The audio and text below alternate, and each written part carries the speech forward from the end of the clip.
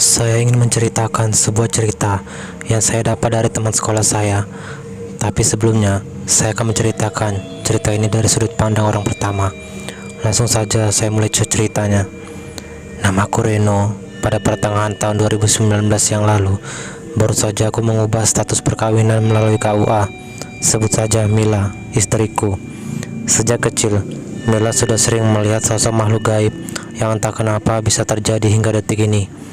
Banyak yang beranggapan kalau Mila mendapatkan titisan dari ibunya dahulu.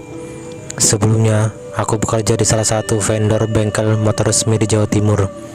Namun, dengan alasan tertentu, aku memutuskan untuk resign pada 30 Desember 2019 dan menerima tawaran lowongan pekerjaan dari teman lamaku yang ada di Jakarta.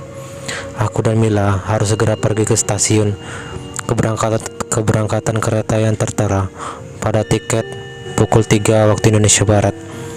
Mila, semua sudah masuk ke koper, kataku. Mila yang masih sibuk menata baju ke dalam koper berkata, "Iya mas, ini masih bingung mana saja yang harus dibawa lagi." "Bawa secukupnya saja," kataku sembari tanganku masih mengikat tali sepatu yang kupakai. Hari sudah sore, aku bersama dengan Mila sudah berada di stasiun kereta api dan tepat pukul 3 kereta baru saja tiba. Segera aku dan Mila masuk ke dalam gerbong kereta sesuai dengan tempat duduk yang tertera pada tiket yang sebelumnya aku pesan melalui aplikasi KAI Akses. Saat mereka baru saja berangkat, di balik kaca jendela gerbong kereta, aku melihat sosok berjubah hitam dengan wajah yang samar sedang melambaikan tangannya di samping pintu keluar stasiun. Seketika, aku tersentak kaget melihat sosok misterius itu.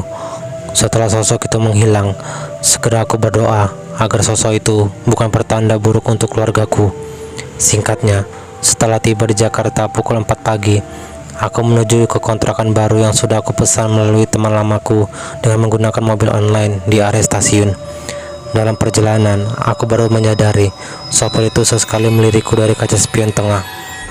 "Dari Jawa ya," kata sopir mobil online itu dengan suara yang terdengar sedikit serak. Aku mencoba untuk menghiraukannya. Aku sudah cukup lelah untuk berbincang dengannya. Tapi entah kenapa, mobil yang aku tumpangi seperti sengaja digoyangkan dengan cara memainkan gas dan remnya. Iya pak, dari Jawa Timur," jawabku dengan sedikit mual ingin muntah dalam mobil itu. Saat itulah, mobil perlahan keadaannya mulai stabil. Karena sikapnya yang aneh itu, aku memastikan tujuanku melalui aplikasi map dengan HP yang sudah aku pegang di genggamanku. Terlihat mobil yang aku tumpangi tiba-tiba menyimpang dari jalur pada aplikasi map. Loh pak, ini harusnya lurus," ucapku dengan sedikit ngotot. "Diam, saya cari jalan tikus biar cepat sampai," kata sopir itu. Aku hanya bisa diam dengan saat melihat HP yang masih membuka aplikasi map yang masih berjalan.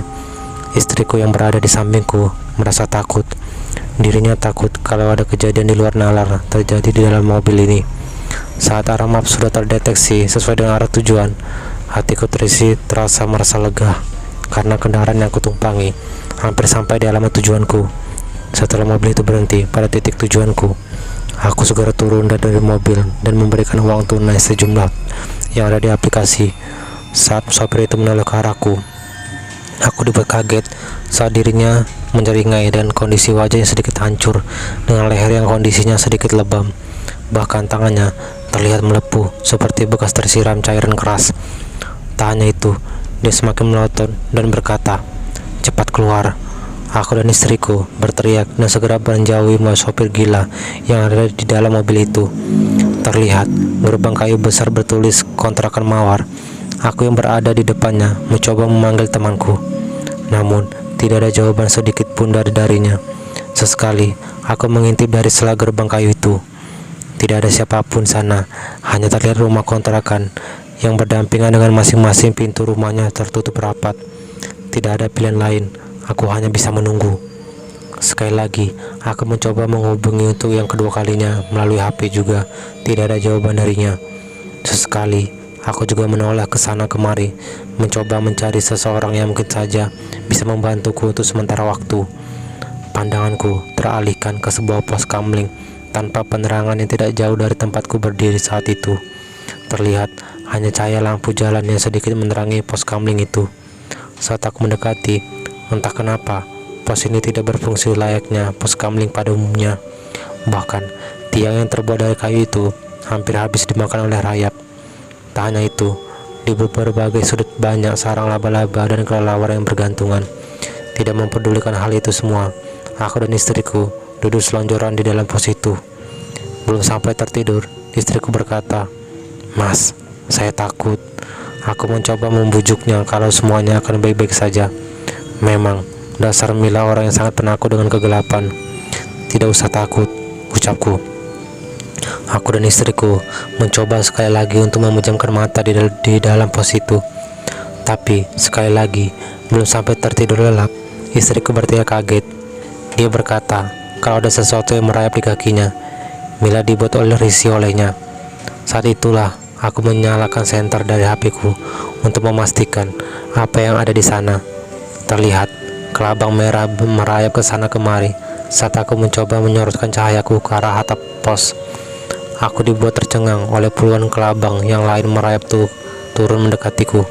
Sontak, aku bersama istriku meronta-ronta dan berteriak, lalu berlari menjauh dari pos kamling itu. Hari sudah pagi. Aku dibangunkan oleh Rama, teman yang aku cari sejak petang tadi. Kejadian gila tadi membuat aku dan istriku tidur di depan gerbang seperti ini. "Kenapa kamu tidur di sini?" kata Rama. Seketika itu aku berdiri dan mengatakan, "Dari kemarin kamu dihubungi tidak bisa," kataku. Rama mengaku salah dirinya berkali-kali meminta maaf dengan berbagai alasan. Memang Rama dari dulu anak yang munafik, sehingga dirinya tidak banyak memiliki sahabat, bahkan teman sekalipun. Namun, semua itu berbanding terbalik denganku. Aku dan istriku dengan ditemani Rama masuk ke halaman utama area kontrakan itu. Rumah kontrakan yang aku sewa sudah dipesan ke pemiliknya melalui Rama. Wilayah kontrakan ini memiliki lahan yang luas hingga terdapat 10 rumah kontrakan, dan di setiap kontrakan terdiri dari 3 petak. Kelebihan kontrakan ini sudah dikelilingi tembok tinggi serta memiliki taman serta gazebo yang cukup luas. Udaranya begitu sejuk karena masih banyak pohon-pohon yang ada di sekelilingnya. "Hari ini aku sial," ucapku. "Sial bagaimana?" jawab Rama dengan wajah yang masih terlihat mengantuk. Sopir mobil yang aku tumpangi tadi terlihat menakutkan. Dia menyeringai dengan wajah yang sedikit hancur dan bahkan lehernya terlihat lebam. Tangannya juga melepuh seperti tersiram cairan keras, kataku. Rama yang mendengar seenaknya berkata, "Jangan halu, tidak ada hantu di ibu kota seperti ini. Mungkin fisik yang seperti itu, dan memilih pekerjaan sopir mobil online saat malam hari saja." Aku hanya bisa mengangguk karena perkataan Rama sedikit masuk akal. Satu lagi, saat kamu susah dihubungi, aku sejenak di pos kamling ujung. Di sana suasananya sedikit mencengangkan. Ditambah banyak hewan kelabang di mana-mana, ucapku. "Di mana ada pos kamling? 2 tahun yang lalu sudah tidak ada pos kamling di sini," kata dengan tegas. Rama beranggapan kalau aku mungkin saja terbawa suasana karena cukup lelah. Tapi semuanya terasa janggal. Aku benar-benar tidak sedang bermimpi waktu itu. Rama terus berjalan mengantarku ke rumah kontrakan baruku, sembari memberikan kunci yang sudah dia bawa dari ibu pemilik kontrakan. Rama sendiri tinggal di rumah kontrakan yang letaknya berdampingan denganku. Namun bedanya, tempat kontrakanku ini berada paling bawah, karena memang posisi tanah yang menjorok ke bawah membuat rumah kontrakan ini berbeda dengan yang lain. Yang lebih sialnya lagi, rumah kontrakan baruku ini berhadapan dengan rumah kontrakan yang hanya diisi oleh banyak perabotan yang tidak terpakai. Tempat itu memang diperuntukkan untuk gudang oleh pemilik ibu kontrakan. "Rama, ini kenapa saya dapat kontrakan bawah? Apa tidak ada yang lain atau cari tempat yang lain?" ucapku. Rama tersenyum sambil berkata, "Emang kenapa? Takut? Kontrakan di sini sudah penuh, hanya ini yang kosong. Di tempat lain juga banyak yang sudah penuh. Ada yang kosong itu pun harganya sangat mahal. Tak ada pilihan lain. Aku baru saja sampai di kota perantauan. Hanya ini pilihanku untuk memilikiku tempat tinggal. Hari sudah sore. Aku dan istriku baru saja selesai membersihkan rumah yang sudah saya kontrak ini. Tidak ada yang aneh di dalam rumah ini. Cat dinding di seluruh ruangan masih tampak bersih, walaupun ada sebagian atap plafon sudah terlihat rapuh. "Mil, kamu mandi sana. Habis itu istirahat," ucapku. "Iya mas," jawab Mila. Saat aku baru saja memasang lampu teras depan rumah, tiba-tiba aku mendengar teriakan Mila di dalam kamar mandi. Aku yang mendengarnya seketika berlari dan menghampiri. Mila sudah duduk dan kesakitan. Kakinya digigit oleh kelabang merah yang ada di dalam kamar mandi. Kelabang ini lebih besar dari yang pernah saya lihat saat di pos kamling tadi. Tubuhnya besar dan panjangnya sekitar 8 cm. Aku pun segera memukulnya dengan gagang sapu hingga hewan itu benar-benar tewas. Aku segera mengobati luka gigitannya dan menyuruhnya untuk istirahat saja. "Apa ini pertanda ya mas?" ucap Mila. Mencoba untuk tidak menakutinya, aku alihkan pembicaraanku ke hal yang lain. Hari sudah malam. Aku baru saja sholat isya berjamaah. Di atas, Mila berkata, "Mas, saat aku mandi, aku juga mencium bau anyir dan seolah ada yang mengawasiku di dalam kamar mandi. Mungkin karena bau dari kebun belakang punya orang yang masuk ke sela-sela jendela kamar mandi," ucapku. Sebelumnya, aku sudah melihat sekeliling rumah ini, memastikan tidak ada yang mencurigakan dari lingkungan ini. Keesokan harinya, aku sudah siap untuk bekerja dengan ramah membawa motor miliknya menuju ke kantor. Letak kantornya sendiri tidak jauh dari rumah kontrakan. Hanya saja, karena daerah yang rawan macet, mengakibatkan banyak menyita waktu. "Aku berangkat dulu ya Mil. Kalau takut, nyalakan lampu di semua ruangan rumah," ucapku dengan posisi duduk di jok belakang motor Rama. Mila mengangguk mengerti. Saat aku baru saja keluar dari gerbang kontrakan, aku memastikan pos kamling itu benar adanya. Namun entah kenapa, saat aku melewati jalan pos kamling itu, sudah berubah menjadi tumpukan material batu. Pos kamling itu benar-benar tidak ada wujudnya sedikit pun. Sesampai di kantor, aku sangat sibuk dengan urusan pekerjaanku saat itu, hingga aku harus lembur malam ini. Namun, di hal lain, aku juga memikirkan keadaan Mila yang ada di rumah kontrakan itu. Saat itulah, aku mencoba menghubunginya dengan chatting melalui WhatsApp untuk sekedar memastikan keadaan sekarang. Setelah mendapat balasan dari WhatsApp, aku cukup lega, karena Mila dalam keadaan baik-baik saja.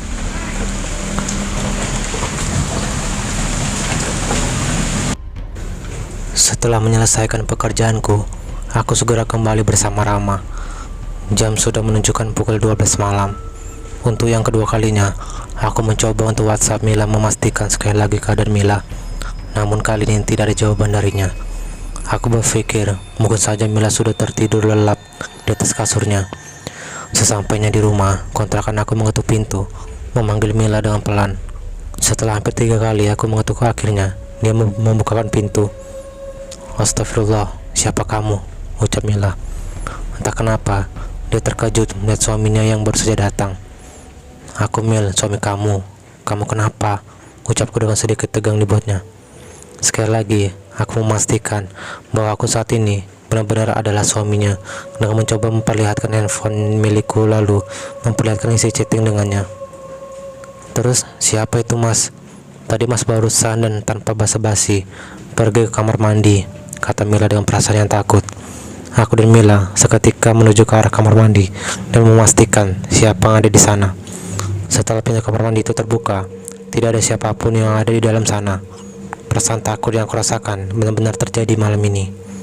Keesokan harinya, saat aku berangkat kerja seperti biasa bersama Rama, di dalam perjalanan, aku mencoba menanyakan tentang hal janggal yang terjadi pada rumah kontrakan itu. Rama yang masih memegang setir motornya sembari berkata, "Gak apa-apa, itu cuma pengenalan awal aja. Yang penting harganya lebih murah kan?"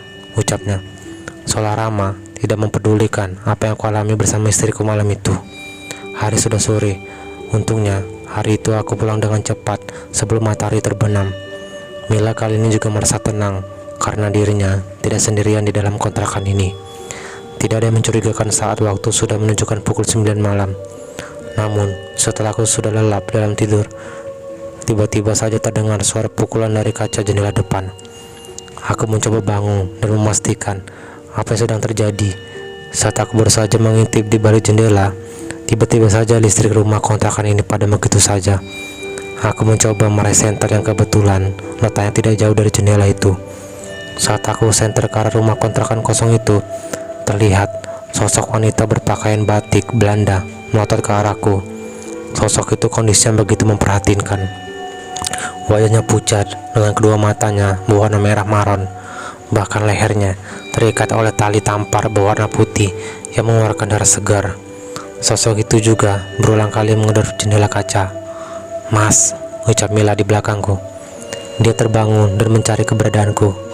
"Astagfirullah," ucapku, sembari aku menghembuskan napas panjang ke arahnya. Entah suara gedoran kaca dan sosok yang menampakkan diri itu hilang seketika. "Ada apa, Mas?" ucap Mila dengan masih penasaran yang aku lihat. "Tidak ada apa-apa, Mil," ucapku dengan masih menyenter ke sana kemari memastikan sosok itu benar-benar sudah hilang di hadapanku. Segera aku menyalakan listrik dari MCB meteran karena terlihat semua penghuni kontrakan lain masih dalam keadaan menyala. Setelah itu, aku mencoba tidur dan membicarakan semua kepada Mila agar dirinya bisa lebih waspada dengan keadaan ini. Keesokan harinya, sepulang dari bekerja, Mila bercerita saat dirinya berjalan untuk belanja sayur. Tiba-tiba seorang ibu-ibu dari salah satu penghuni rumah kontrakan berkata kalau rumah hunian yang Mila huni sebenarnya adalah tempat gudang dan sudah lama tidak dihuni oleh manusia. Bahkan beliau berpesan untuk berhati-hati jika di rumah sendirian. Dirinya juga sering mendengar suara-suara aneh saat malam hari. Saat itulah Mila mendadak ingin pindah dari rumah kontrakan ini. Dia takut kejadian yang sudah terjadi terulang kembali. Keesokan paginya, aku mencoba membicarakan ini dengan Rama, dengan harapan agar bisa membantuku dalam situasi seperti ini. Mau gimana lagi, tunggu 1 bulan sampai habis masa kontrakan saja, baru nanti pindah, ucap Rama dengan enaknya. Dia berkata seperti itu. Tak banyak bicara, aku segera menemui ibu pemilik kontrakan ini.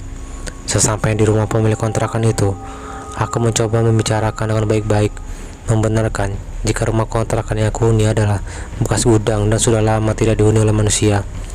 Ibu pemilik kontrakan tidak bisa mengelak dirinya membenarkan hal itu. Yang lebih parahnya lagi, Rama dengan sengaja mencarikan rumah kontrakan itu karena dirinya mendapat komisi dari pemilik rumah kontrakan itu.